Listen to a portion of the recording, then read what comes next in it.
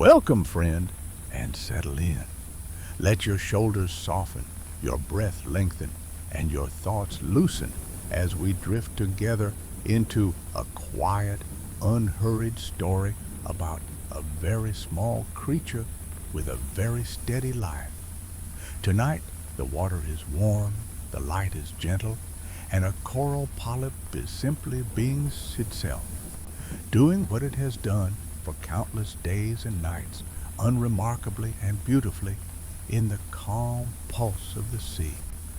If this kind of gentle journey helps you unwind, you can softly press like and subscribe.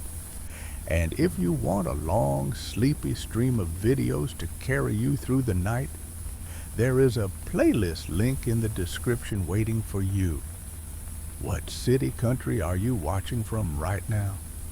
Imagine yourself floating just above a broad, pale ridge that feels both solid and somehow soft at the edges, as if the stone remembers the hands that shaped it. The ocean here is shallow, and sunlight slides through the water in bands that move with the surface, a quiet weave of gold and blue. The surface makes a soft, glassy hush, a faraway sound, while closer to you, closer to the reef, there is a tiny crackle of life as shrimps snap, as bubbles slip free from algae, as a small world simply continues its routine. You make almost no wake as you pass, barely stirring a ribbon of sand. In front of you, a little mound, living and yet also a kind of rock, and on it, so many little mouths wearing crowns of tentacles. Each one is a polyp, one of many that share a home, share a skeleton, and share the gentle rhythm of light and dark, full and empty, reach and rest.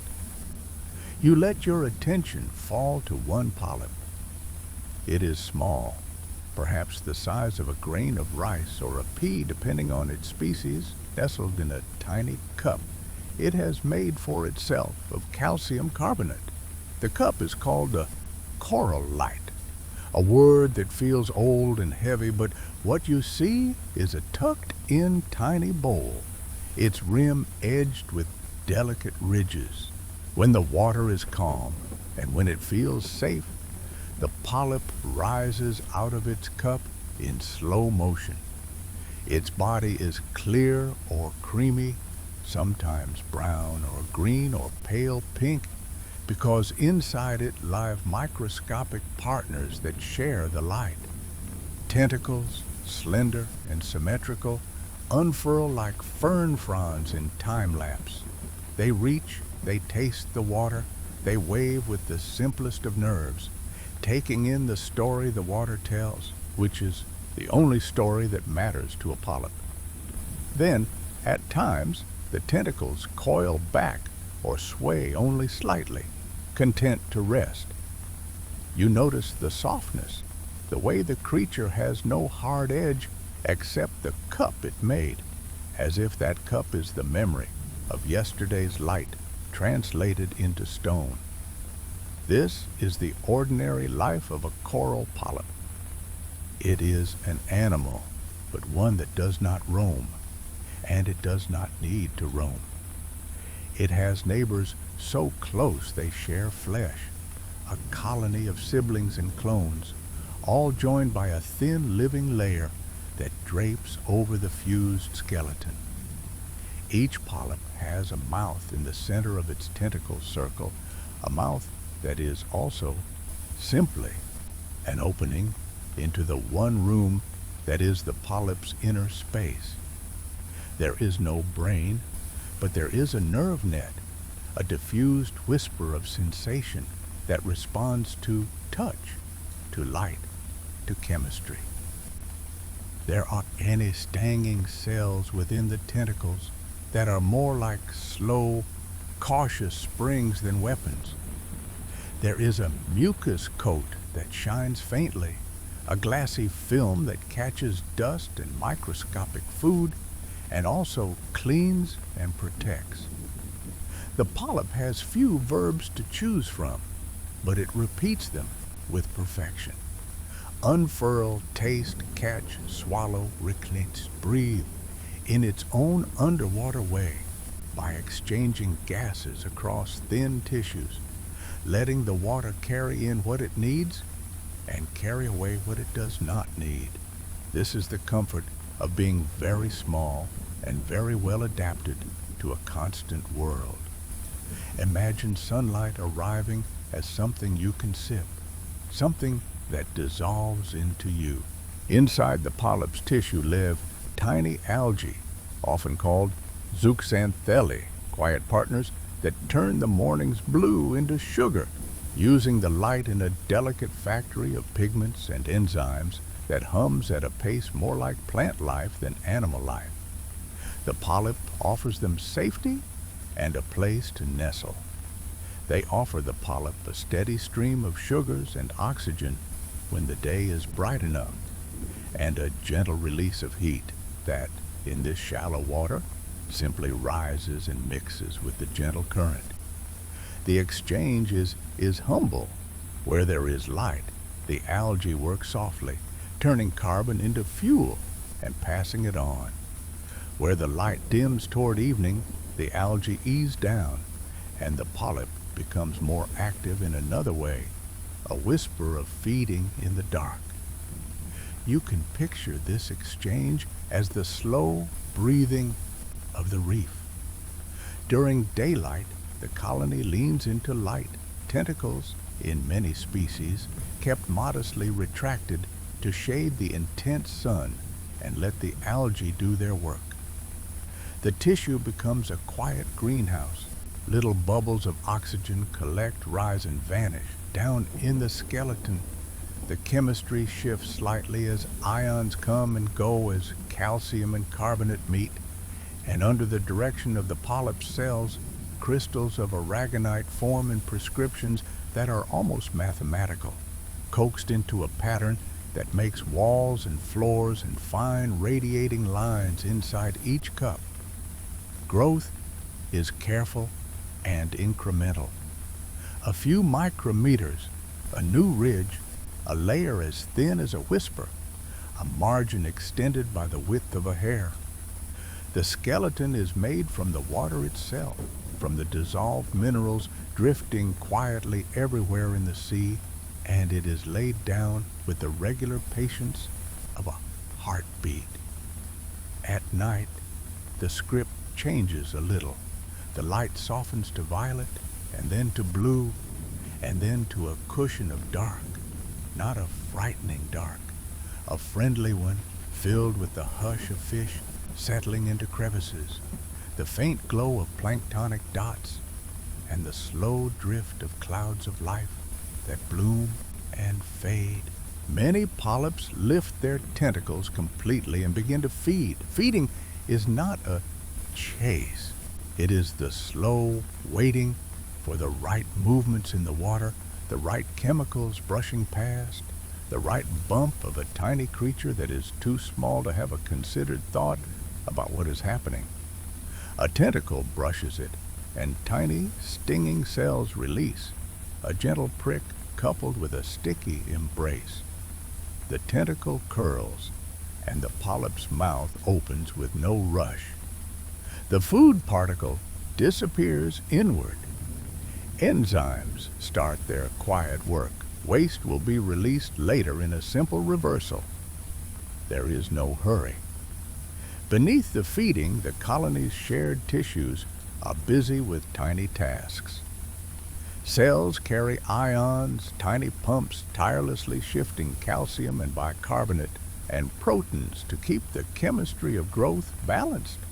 As the algae sleep and resume their subtle plant-like rhythm in the dark, the polyp's own circulation of materials continues. It is never entirely still.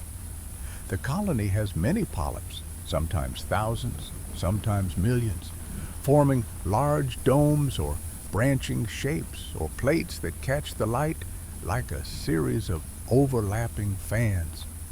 Along the edges, new polyps bud. They begin as small swellings on the tissue, little mounds that will one day have their own cups, their own rings of tentacles, their own inner rooms. The colony expands at its borders while its center thickens and becomes a library of years, a layered record that, if it could be read like tree rings, would tell of seasons and currents and changes in the water a long time ago. Imagine yourself drifting closer to the polyp surface without moving through space, as if your awareness could simply shrink to match the scale. The mucus layer becomes a glossy landscape. Tiny specks slide slowly along ciliary paths, the gentle choreography of microscopic hairs sweeping debris away from the mouth, across the disc, to the edges, and down the skeleton. The specks are often harmless dust, sometimes the remains of tiny plankton, sometimes grains of fine sand.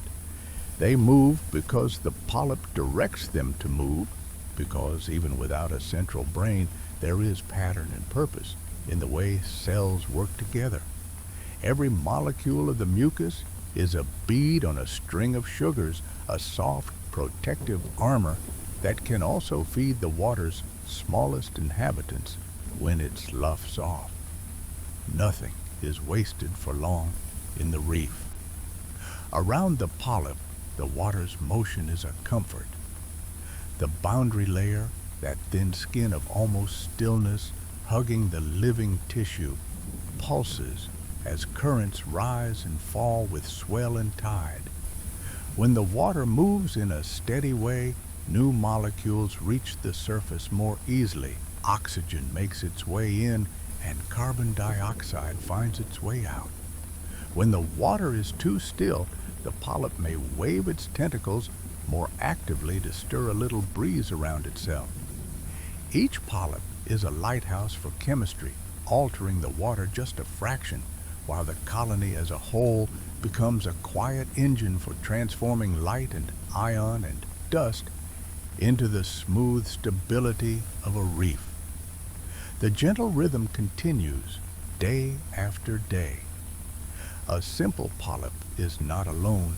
It shares space with tiny creves that hide among branches, with shrimp that clean by habit, with snails that graze softly across the surface, with worms that weave tubes from sand, with sponges that breathe water like lungs, and with fish whose colors are brighter in daylight and become muted at dusk, as if a dimmer switch is being turned with the sun.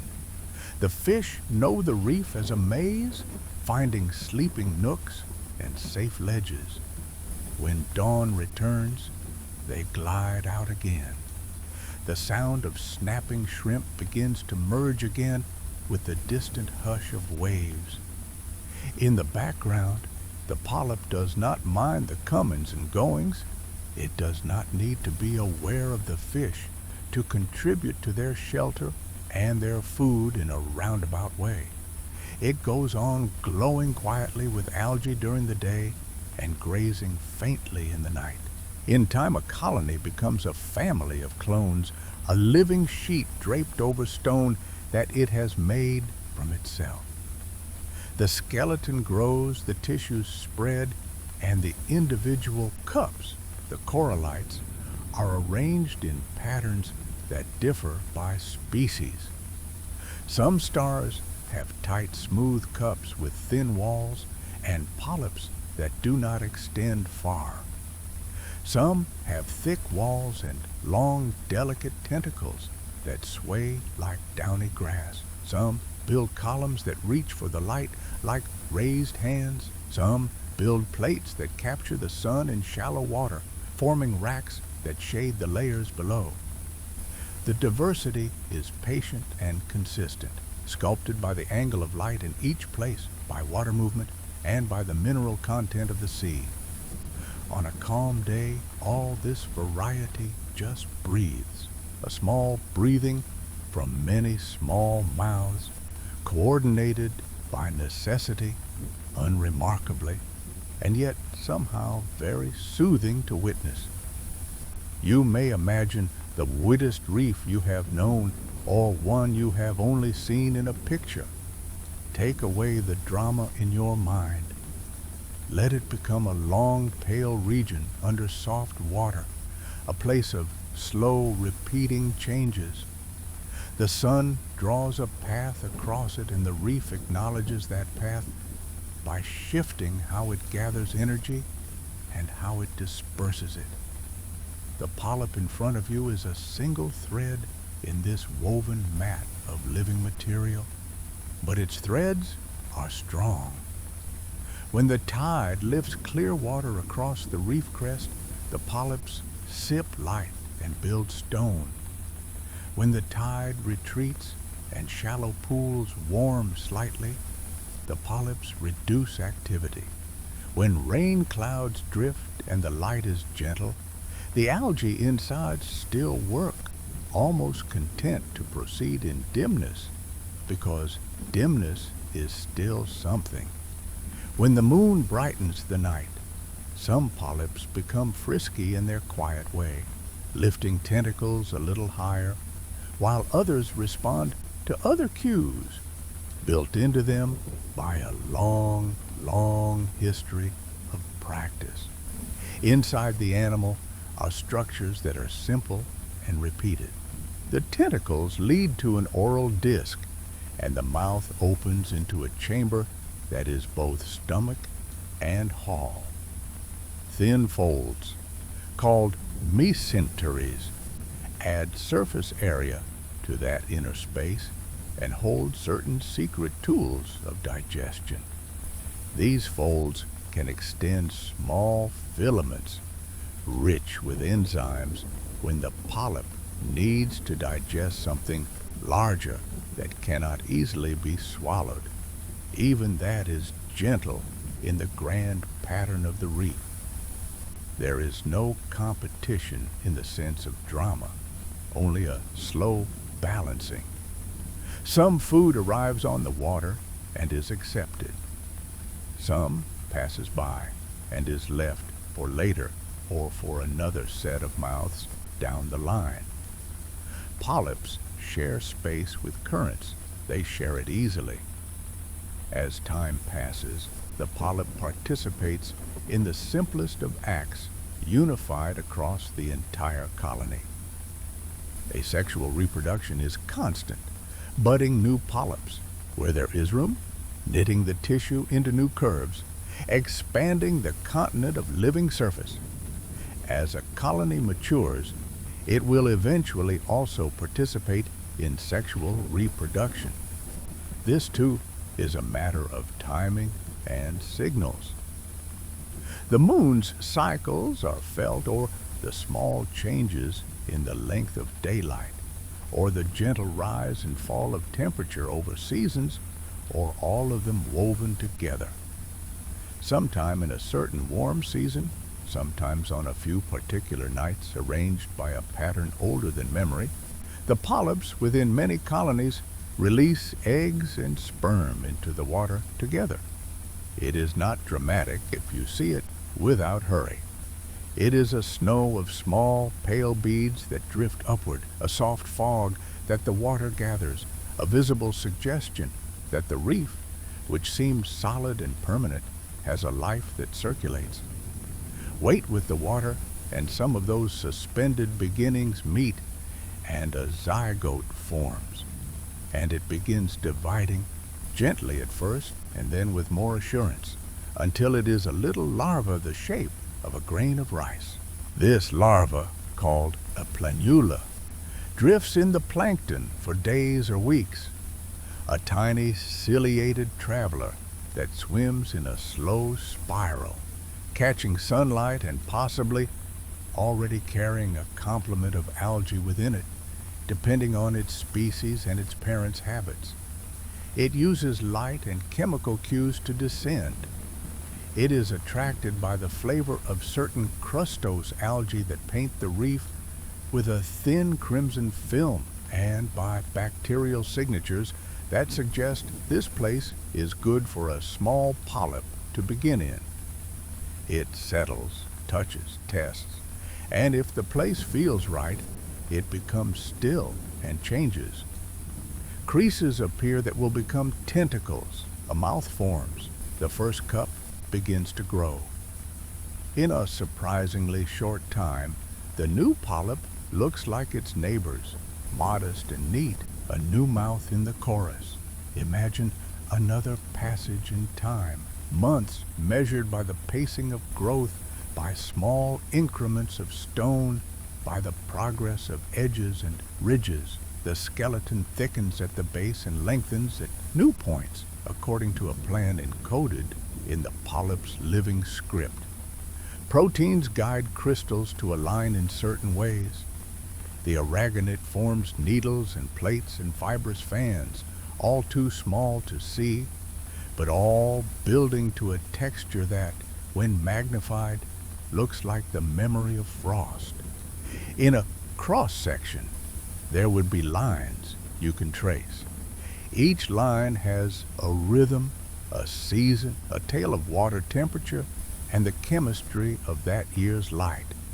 If one day someone far in the future sliced through this skeleton, they could read gentle chapters of climate in those lines, perhaps estimating how warm the water was in one particular summer, or how much the river upstream brought in fine dust during a certain rainy season. But for now, the skeleton simply exists as a strong floor, a foundation for tomorrow's polyp mouths to rest on. The chemistry that allows the polyp to make stone seems complex, but it is enacted by simple steps repeated smoothly. Carbon dioxide dissolves in water and becomes bicarbonate, and in the presence of the right conditions, bicarbonate shifts to carbonate. Calcium is always near in seawater, abundant and ready. In a thin space just below the polyp's tissue, the animal cells manage protons, altering pH in a tiny pocket, favoring the meeting of calcium and carbonate. It is like laying down tiles in a mosaic with steady hands. The polyp's cells are those steady hands. Nothing hurries them. They move ions with pumps and channels, one ion at a time, in an arrangement that reflects a patience older than the coral itself. This is how a little animal with no bones of its own builds a mountain of stone over long ages, piece by piece. On the surface, you can observe pigments that are not for seeing, but for shading and even for glowing. Some corals bear fluorescent proteins that take in strong light in certain colors and release softer light in others. In bright shallows, these pigments act as gentle filters, spreading light or shading the algae beneath, or rearranging the spectrum to be more comfortable. From the surface, the effect is a quiet neon, a soft glow barely visible in the day, and at night, in some species, a faint starry gleam under blue light.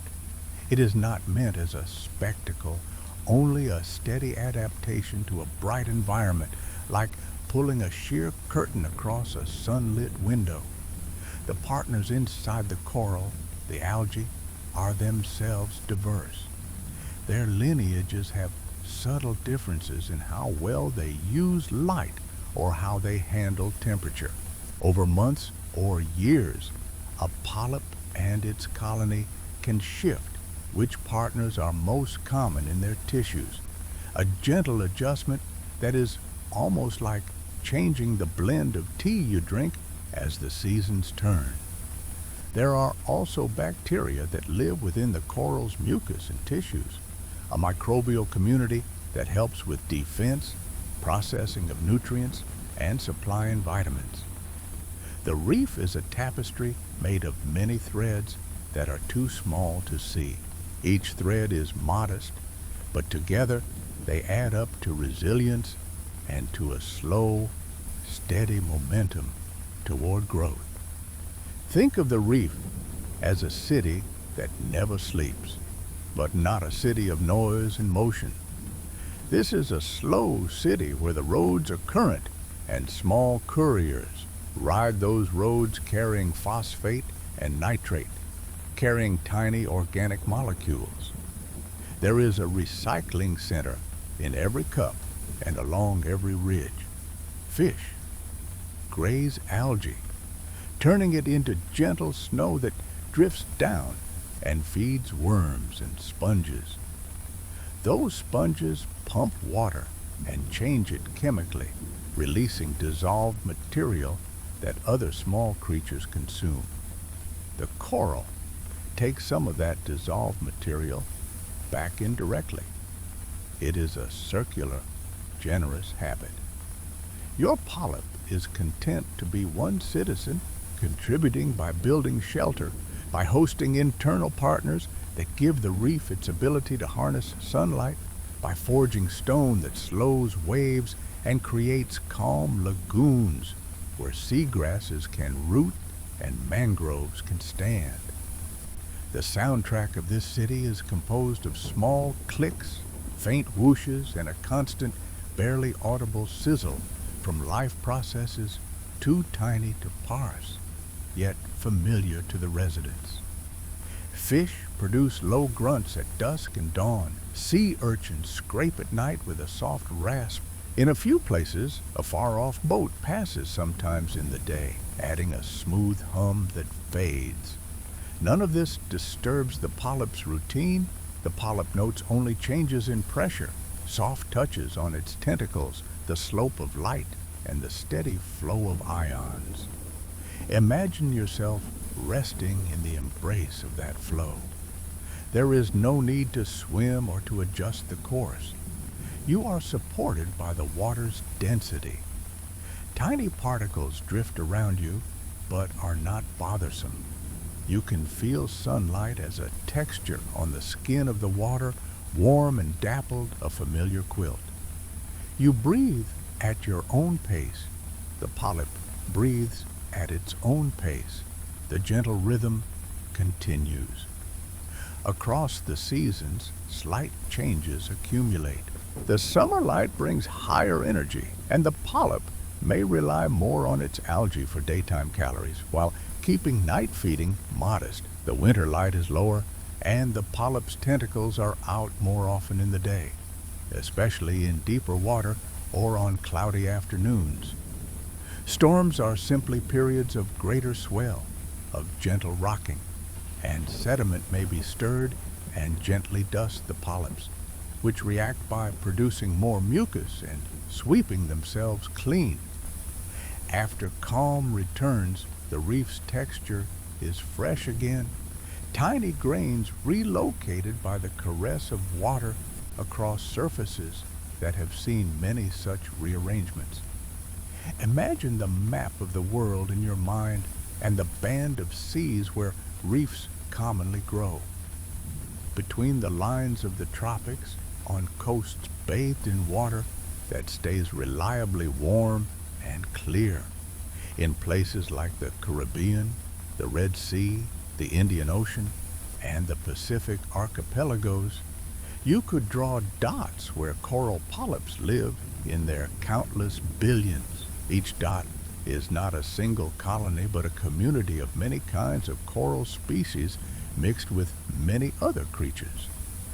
The Red Sea is saltier, and the corals there manage their internal salt balance accordingly, living with partners that handle that salt well.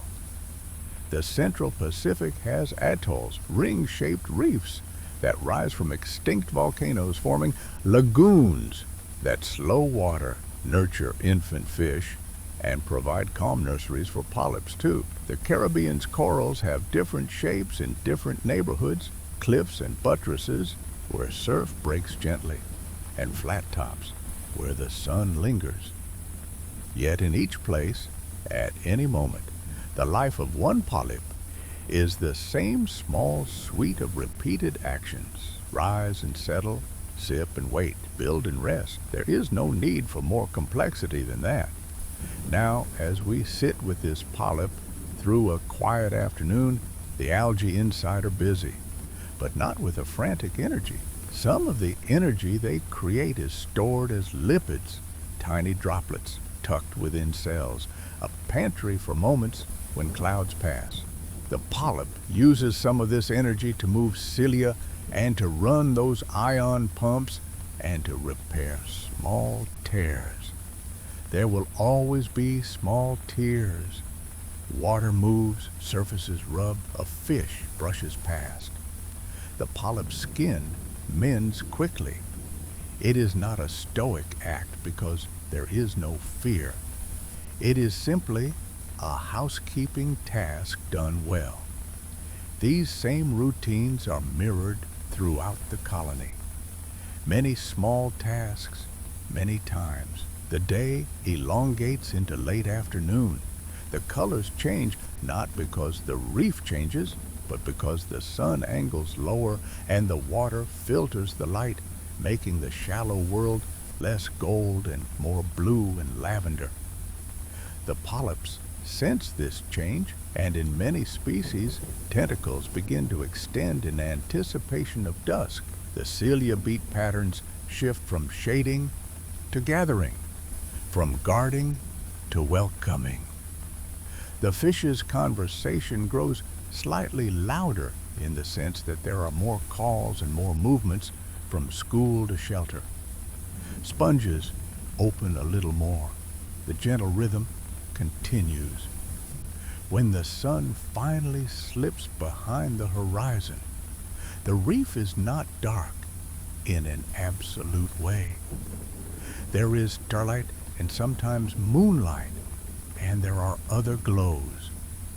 A faint biofluorescence can be coaxed with a soft blue light that only a diver might carry. But even without that, plankton and tiny crustaceans sometimes seem to twinkle faintly as they move. The polyp's world is a sea of quiet opportunities.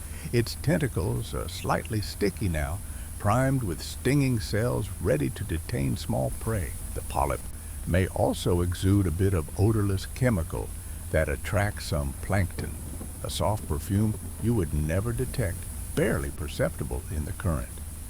One or two minuscule copepods drift into a tentacle's reach and are held calmly.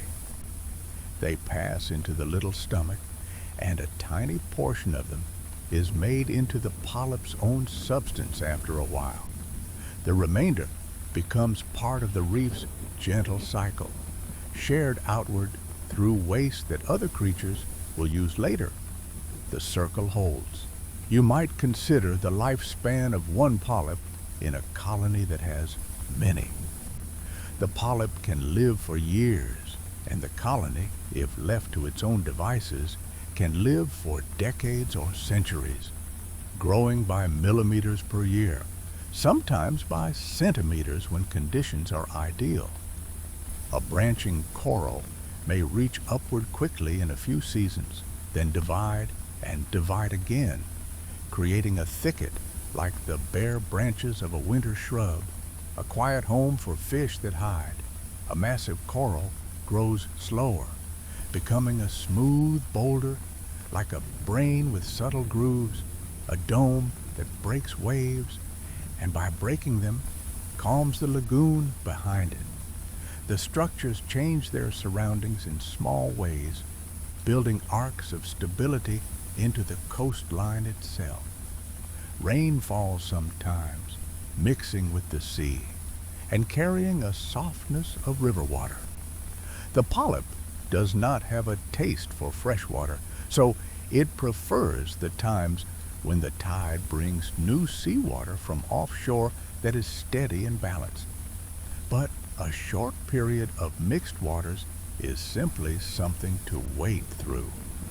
The polyp retracts slightly, adjusting the thickness of mucus, closing the mouth more, letting a layer of protective film insulate it.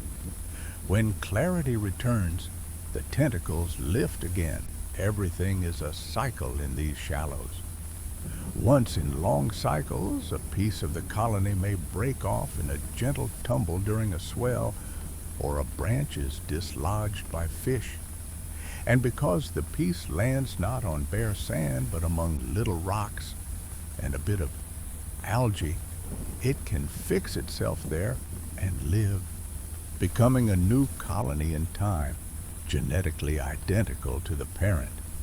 This is not a crisis. It is one more way the reef spreads. The polyp's method is always to persist and to grow quietly wherever there is a surface and enough light and a little shelter from heavy scouring. Imagine the smallest movements inside the polyp again. A stinging cell, called a nematocyst, is like a coiled spring with a tiny harpoon inside. And when triggered, it releases with a simple chemical process that is as automatic as a yawn.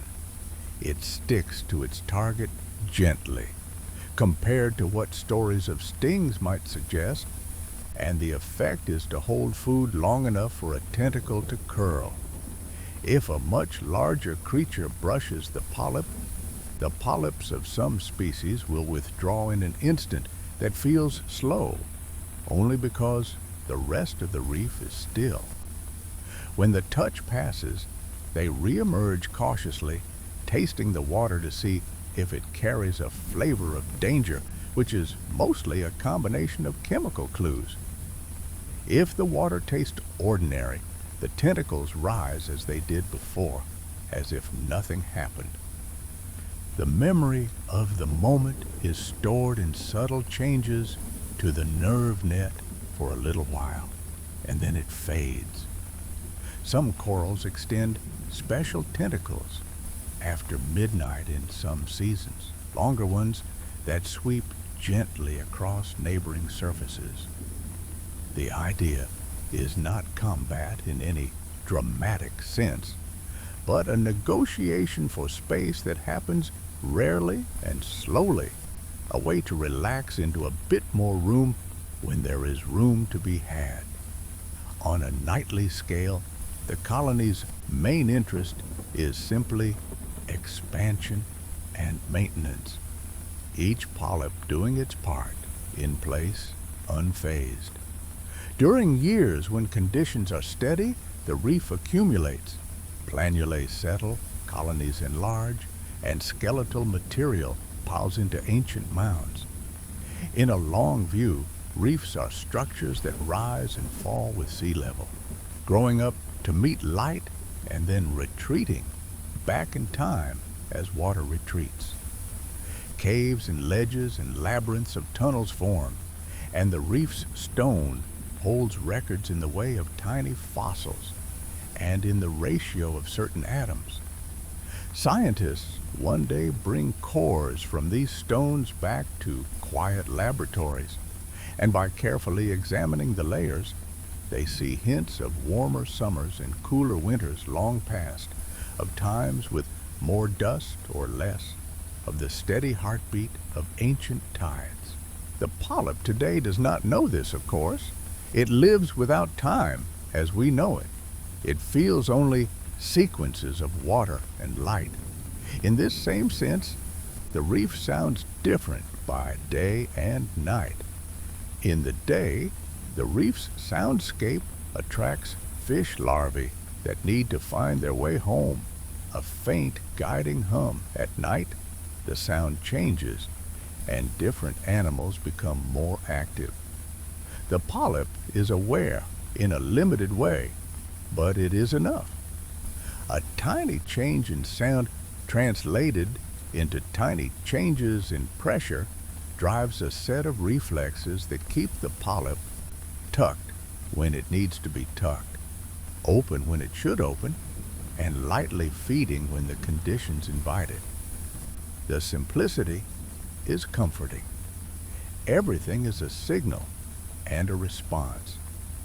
There is no confusion because evolution has pared down the choices to a kind of yes and no.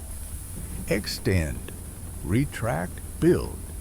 The gentle rhythm continues. The lagoon behind the reef is a pantry and a nursery. Seagrass meadows filter water slow the flow of sediments, and create a living net that catches the silt so the reef remains clear.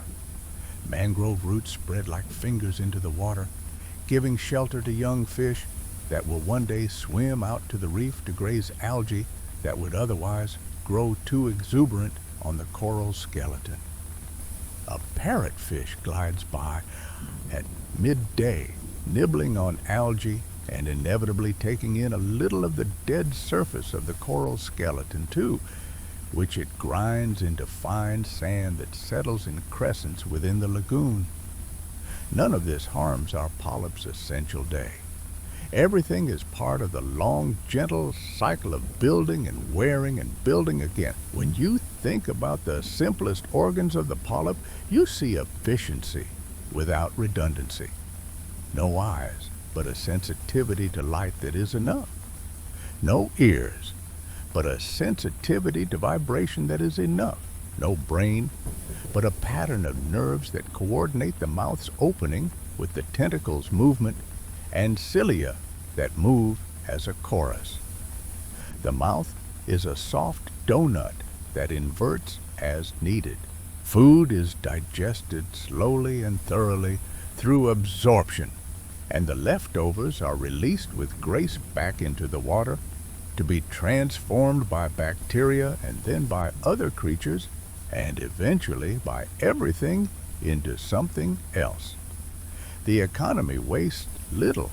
The polyp thrives not by being more, but by being exactly enough. Sometimes the water is particularly clear, like glass. On such days, the algae inside the polyp bask with a measured enjoyment. They do not hurry, because hurrying would make heat and risk damage. So they slow themselves a little, even when the light is abundant. The polyp itself may shade them a bit by bringing pigment granules up, like tiny umbrellas in its cells. On cloudier days, those pigments relax lower and let more light in. It is an intimate dance that happens at microscopic scales, but the effect you perceive is simply that the reefs look slightly different at midday than they do later. Slightly different on very clear days than on softly overcast ones. Subtle shifts, soft tones. The colony speaks to itself through chemicals. If one area is lightly damaged, nearby polyps sense the change and increase their production of compounds that discourage certain bacteria. The tissue at the edge knits until it meets itself again, stopping the wound. If a neighbor in a mixed community gets too close, the polyps may express a set of proteins that create a boundary. There is negotiation that never rises to noise. You could hover for hours and you would not see conflict.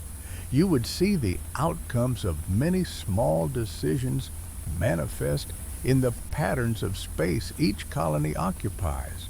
The rounded shapes touching but not overlapping. The lines between species softly defined by their own secret agreements.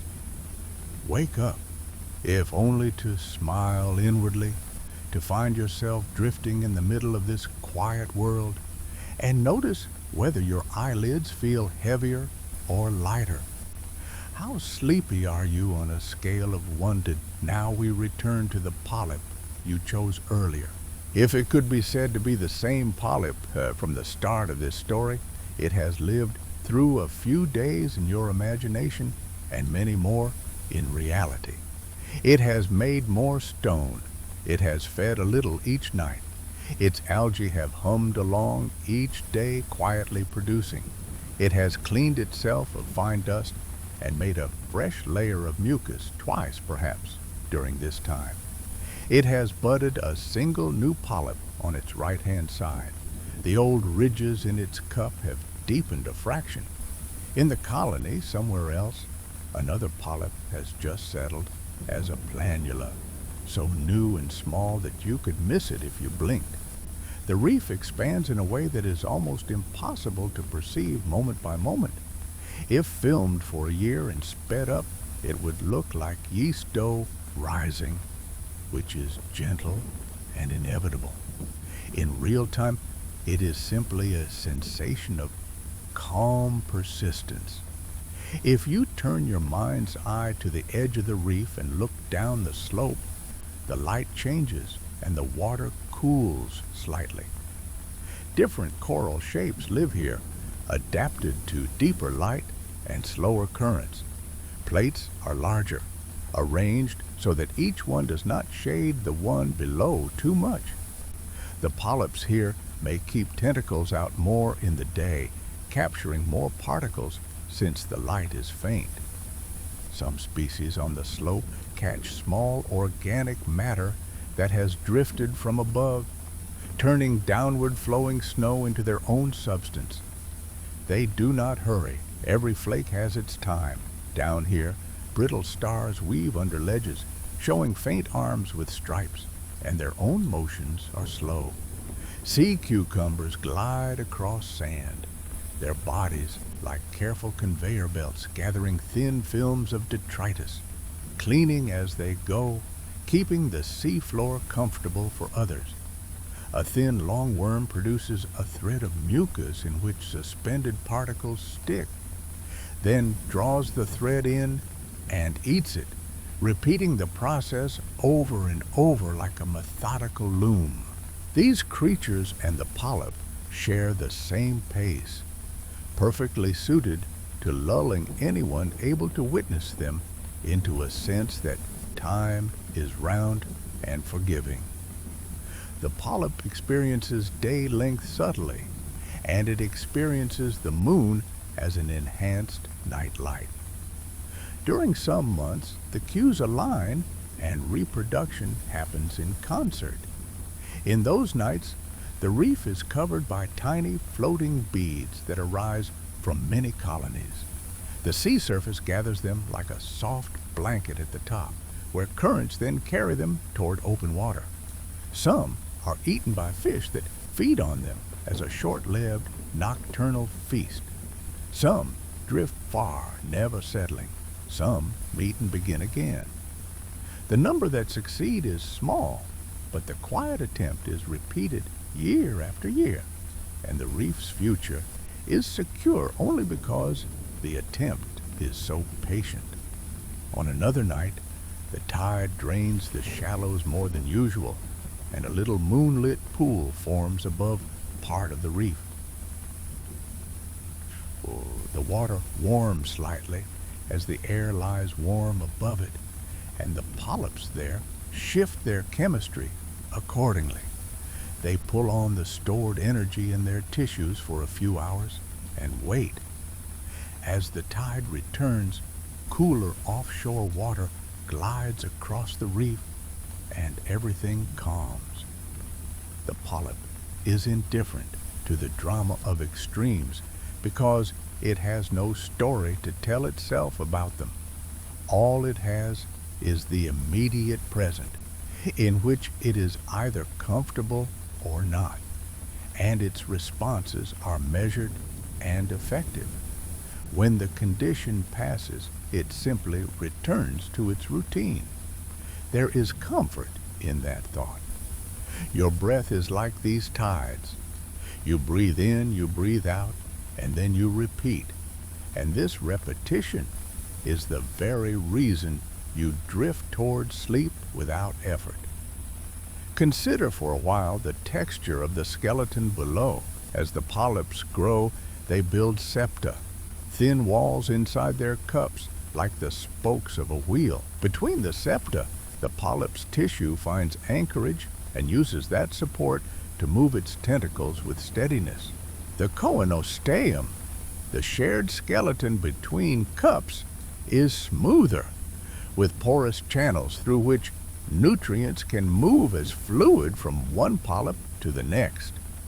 Small canals connect spaces like a slow blood stream, only without blood, moving water, and dissolved material along tiny pressure gradients. This internal porosity makes the skeleton lighter and stronger. It is a sophisticated engineering solution created by many simple acts of secreted crystal, times without number, spanning days you can count and days that you cannot. Some reefs stand for so long that sandstone cliffs onshore are made of ancient coral skeletons, pressed and cemented and lifted by the Earth's slow motion. Those cliffs look like frozen surf. Inside them, one could see shapes of long-ago corals in view. In this way, the simple life of a polyp becomes part of mountains, part of islands that shelter lagoons, part of the ground that palms and people one day stand on. The unremarkable daily routine scales up over time into coastlines, which is a kind of patient miracle achieved with no miracles needed, only time and gentle repetition. The water around the polyp contains what it needs. Dissolved inorganic carbon, a buffet of ions, trace elements like magnesium and strontium that find their way into certain parts of the skeleton in small fractions, and micro quantities of iron and other metals that algae require for their internal machinery. The polyp's tissues participate in a microeconomy of these elements, grabbing what is rare when it passes and storing some, letting go of what is in excess. It is an exquisite balance that has been honed by the long conversation between life and seawater. As day turns to night and back again, the ebb and flow of these exchanges appear in higher levels of organization as stability. A gentle breeze of current sweeps the reef at dawn, and with it come tiny new visitors. Some are larvae of snails, some are baby crabs no bigger than coarse grains of pepper. They test the surfaces with taste, and many do not stay. They drift on toward other textures. The ones that stay find edges and depressions, places where the body can rest into the stone and the water's quiet. They begin their own small cycles of eating and being eaten, of sheltering and being sheltered, all of which happen around the polyp.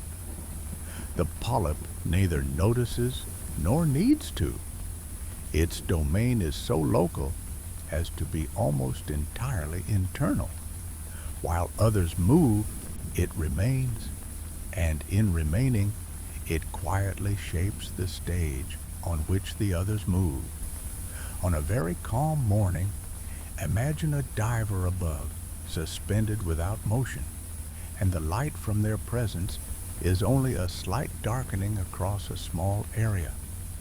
The polyp reacts to the diver's shadow if it is directly overhead, but only slightly, and then recovers when the shape passes. The diver exhaled a cloud of bubbles that rose and popped against the underside of the surface, making silver spheres that shuddered and split. That is another thing the polyp does not need to note. It notes only that for a few moments the light was a little dimmer, and then it returns to normal. Even your own thoughts work this way as you listen, dimming and brightening, wandering and returning, until the rhythm of the narration feels not separate from your breathing, but a companion to it. Imagine yourself drifting with that rhythm again as this small animal continues to be itself. There is a place on the colony where new edges form. These edges are slightly raised. When a planula settles there, it finds a greater chance of success because currents bring more nutrients to raised places. If the planula settles in a shallow depression, the conditions are a little quieter, which can also be good if the water has more particles. In this way, the surface becomes a mosaic of opportunity, with ridges and valleys being equally useful in different seasons. The colony's texture is a map of these opportunities, repeated and shifted, shaped by the way water moved around it for years. Within the tissue, little energy factories, called mitochondria, keep the polyp's cells full of the energy they need. And within the algae, chloroplasts flicker with a quieter energy all their own. These organelles are ancient symbionts deep in the history of life, reminders that cooperation lies buried in the architecture of even a single cell. The polyp is a symbiosis nested within another symbiosis, a story of relationships held so closely that they become indistinguishable from one life working uniformly. Sugar flows and is shared, oxygen arrives and is used, carbon dioxide is given back where it will be useful again. The gentle rhythm continues. The reef changes color at times with the seasons, not in a dramatic leaf fall way, but in faint changes of tone as algae within the coral increase or decrease, as pigments vary slightly with light. At low sun angles, luminous greens are more apparent. Under cloud filter, pale creams return.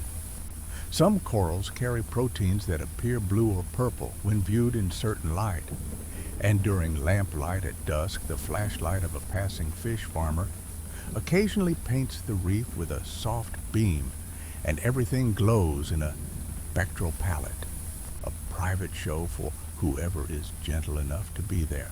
Your polyp is not interested in displays.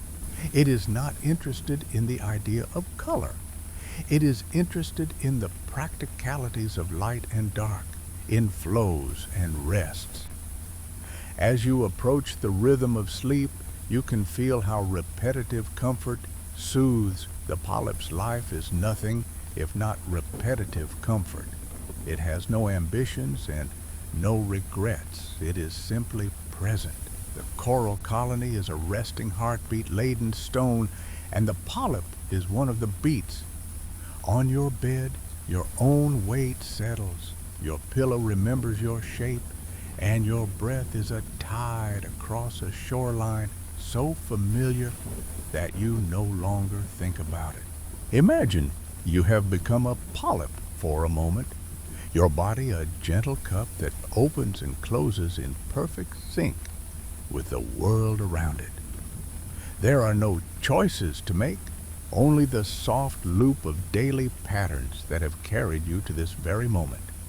On a broad time frame, consider the role of the reef in shaping life on Earth. It is a producer, an engineer, and a librarian. It produces stone that becomes part of continents.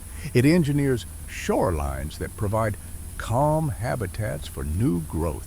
It stores information about climate in its skeleton.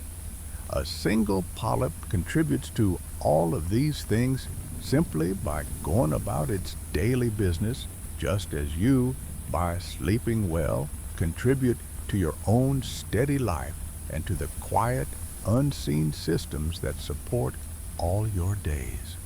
Sleep is your own calm growth, the time when your body knits and remembers and stores the day away. The gentle rhythm continues into another day. Dawn light arrives as an awareness before it becomes a bright color. The algae inside your polyp stir and begin their soft work. If you could hear molecules, you would listen to the tiny click of a photon meeting a pigment, an electron excited, a chain of reactions that ends with a sugar molecule being built. Those sugars soften the polyp's hunger, fueling those small motors along cell membranes that keep the inward-outward balance in tune. At midday, the polyp is at rest, shaded by its own pigments and by the pale, turbid milk of daylight in shallow water. In mid-afternoon, Cilia bustle a little more as the sun slants. Evening brings the slow raising of tentacles. Night delivers small gifts. Each gift is accepted with decorum and used properly. Sometimes rain falls during a calm, windless day, and it lands on the ocean like a brush of soft fingers, making dimples. From below, you see coins of silver light, where each drop compresses the water's skin. The polyp feels the world darken in a light way, and that is all. After the shower ends, the light returns to its previous tone, water clarity remains, and the small world continues. A hermit crab nearby lifts a leg to adjust its shell, and then climbs 3 steps over a ridge. A snail grazes in a spiral path, leaving a clean trail between patches of algae. Nothing is out of place. If at any point you notice your thoughts wander away from the polyp, that wandering is perfectly welcomed. You might think of the texture of sand between your fingers, of how the crystals are cool at first and then warmer, of how they squeak when dry and glide when wet. You might dream of a shoreline you have known, a calm day with water lapping in little curls. You might recall a tide pool where small blennies poke their heads from under a rock, where sea anemones looked like small wet flowers when the tide was out. All of these are related to our polyp's life. The sea is one story that branches into many small versions of itself. When you float back to the polyp, it is still there, unchanged, as a familiar thing that welcomes your attention once more. In winter nights, if this reef is near a coast where the air cools more strongly, the water may dip a little lower in temperature for a few days. The polyp shrugs at the scale of things. Its algae work a little less vigorously, and the polyp extends tentacles for longer hours to compensate in its slow accounting. When the water warms again, the algae resume, and nothing extreme has transpired. Years bring a pattern, and within that pattern lies the secret to this life. Everything repeats, but never in exactly the same way. The differences are subtle enough that they carry no tension, only variation. In a laboratory far away, a small piece of coral is sometimes kept in a controlled tank with warm blue light and clean water and a gentle pump that imitates the sea. In that tank, a scientist may watch the extension of tentacles and the rate of skeleton growth, counting new ridges under a microscope. They may measure how a polyp's algae respond to shifts in light. They may share and publish these observations and then go home and sleep while the polyp in the tank continues the same life it would have lived in the sea, oblivious to the gaze. The scientist dreams, perhaps, of swimming over a great reef again, of the hush of it, and they awaken with the calm carried into daylight. In this way, the polyp's pace influences even those who study it. On some reefs, a very soft glow seems to shine from tiny organisms at certain nights when the sea needs no other lamp. Bioluminescent plankton flash when disturbed, so a fish moving at speed leaves a trail of sparks that die in a second, and the outline of its journey fades into the velvet. The coral itself is not bioluminescent, but its fluorescent proteins alter the hues so that a diver's blue lamp reveals patterns that were invisible in white light. The polyp is indifferent. It has no word for color and no desire to glow. It prefers to sit in one place and translate water and light into the subtle currency of its silent economy. Drifting again, you find the polyp's endless patience contagious. Some of your own muscles, which had stayed slightly tense out of habit, finally let go. Your hands grow heavy and warm, your feet become very relaxed, your jaw softens, your eyes blink more slowly or close entirely, your breath is a tide that has found its interval. Below the surface of your thought, your own internal city of cells is going about its routines with the calm efficiency of a coral colony. You do not need to manage it. You do not need to direct it. You only need to allow it to do what it already knows. You might consider what roles small variability plays in the polyp's life. A slight difference in current makes one side of the colony grow a bit faster than the other. A shift in sand distribution moves a small boulder partially, creating a new nook that shelters a generous patch of crustose algae. That patch emits an invisible perfume that planulae detect, drawing a few more to settle there this year. The pattern of settlement changes the shape of the colony by a fraction. Another season brings different currents, and another side gains more. Over time, the colony's shape is not perfectly symmetrical. It is a cloud of choices made with no mind and yet not random either. It is a product of gentle bias and daily routine.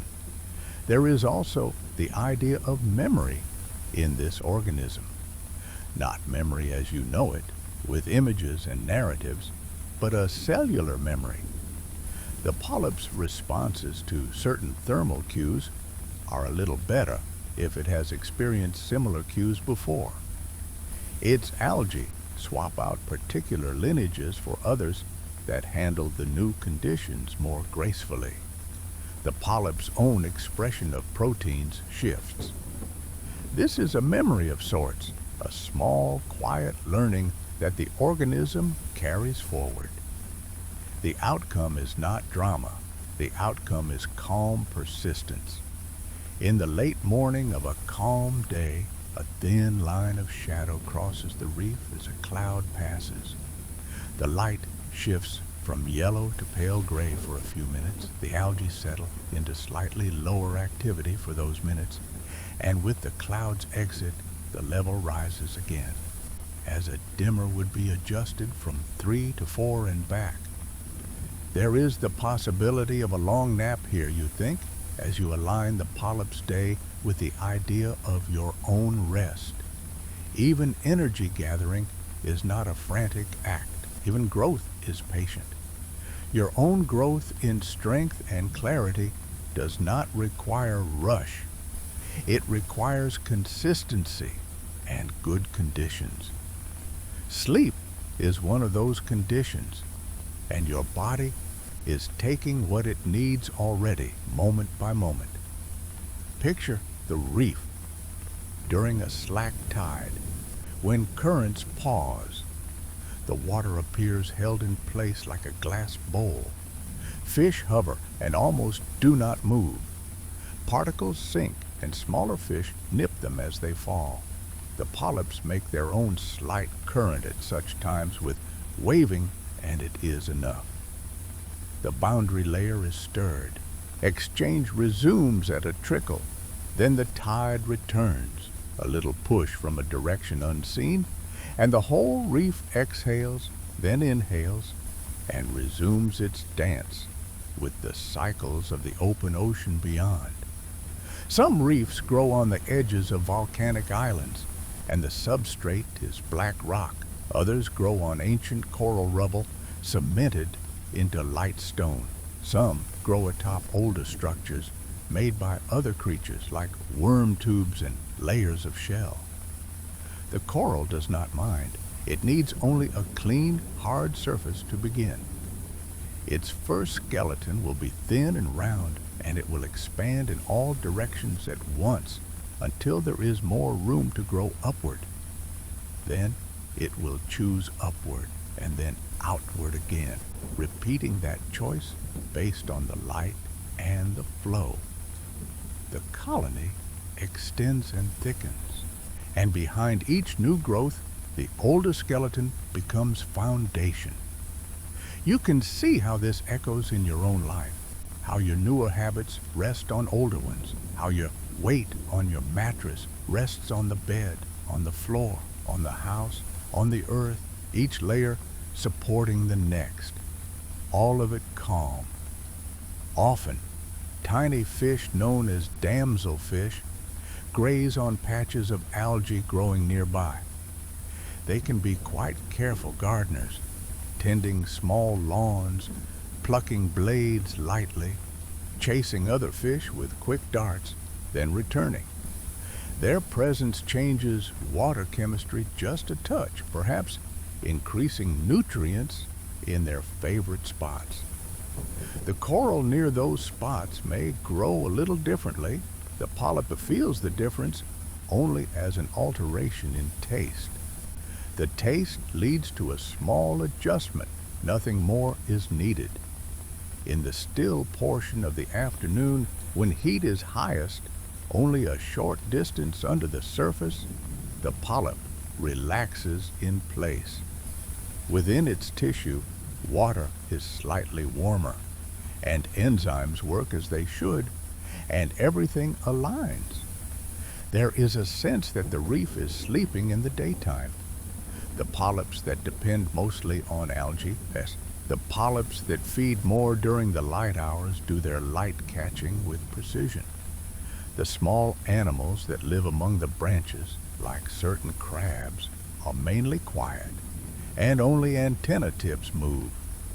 Those antennae are straws that taste the water, sampling messages in a slow sip.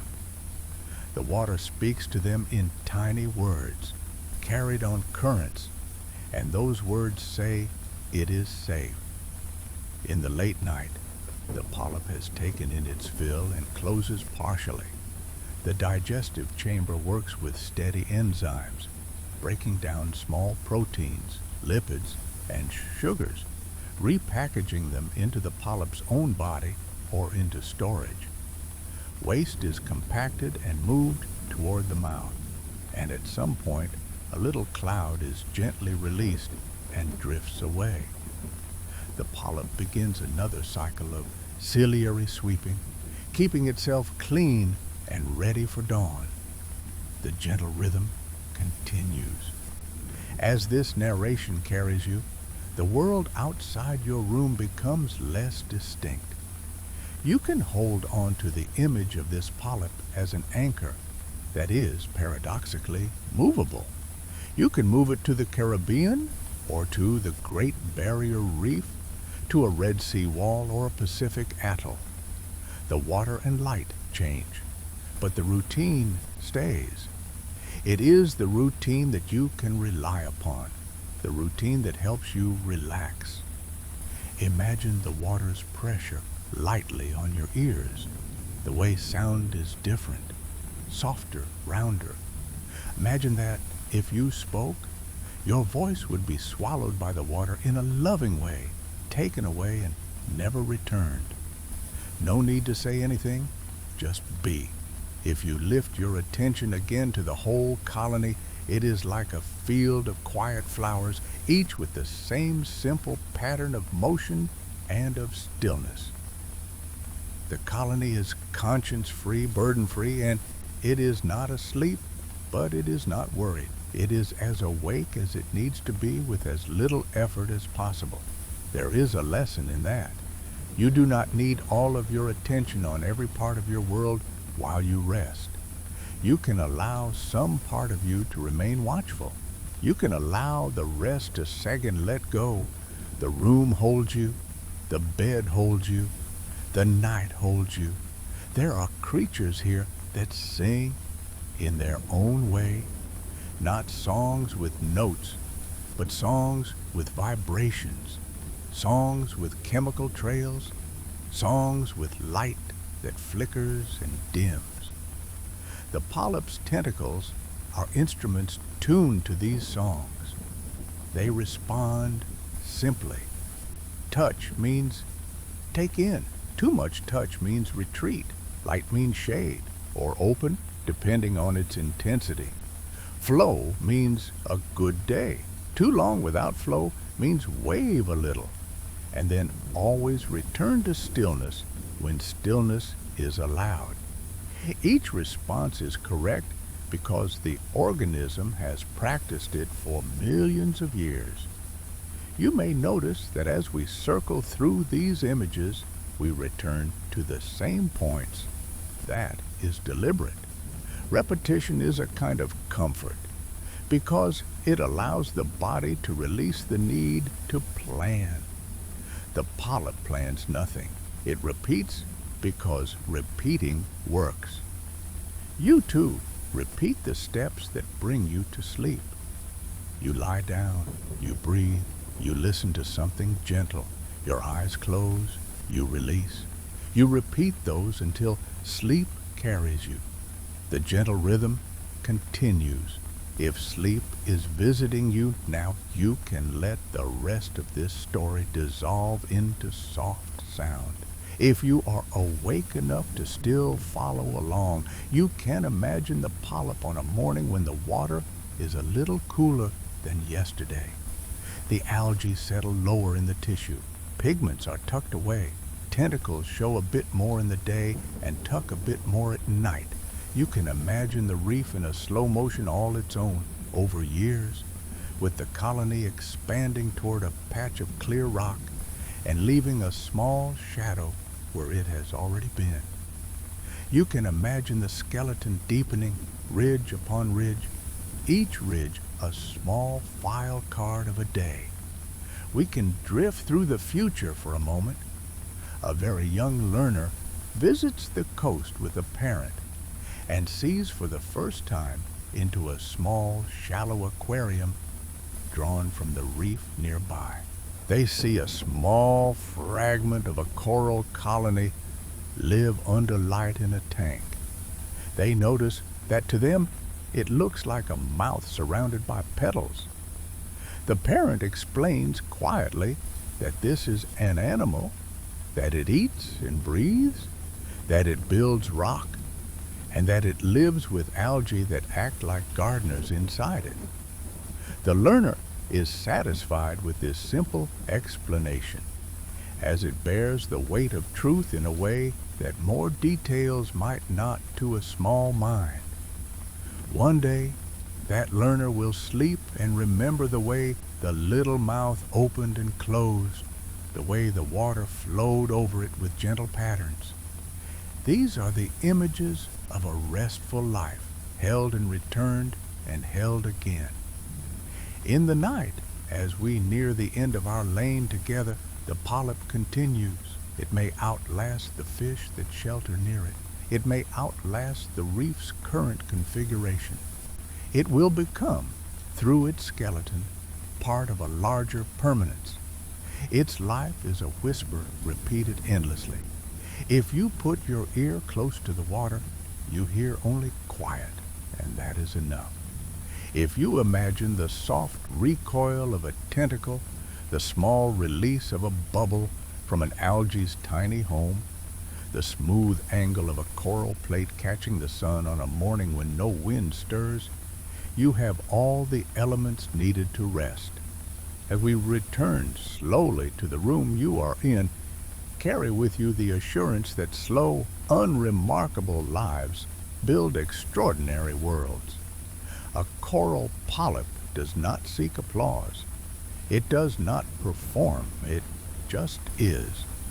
From that state of being, entire reefs arise, and those reefs cradle coasts and nurture countless lives. You can draw from this the simple permission to take your time, to be unremarkable in the best way, to do your simple small tasks regularly, to build the stable stone within your life on which everything else rests. There is no need to rush, no need to plan during the night. This time is for restoring and for repeating the soft patterns that bring you peace. Now, breathe gently. Feel the bed support you completely. Know that beyond the walls of your space, the sea continues its own lullaby, and somewhere many small polyps are gathering a little light, grazing on a little plankton, and building a little stone unremarkably, precisely, beautifully. I wish you a night as calm as their day, and a day tomorrow as steady as their night. If this helped you relax, you can softly tap like and subscribe so we can keep releasing videos this often. And when you want more gentle stories to float you into sleep, you can visit our playlists and let one carry you onward. Rest easy now and let the gentle rhythm continue.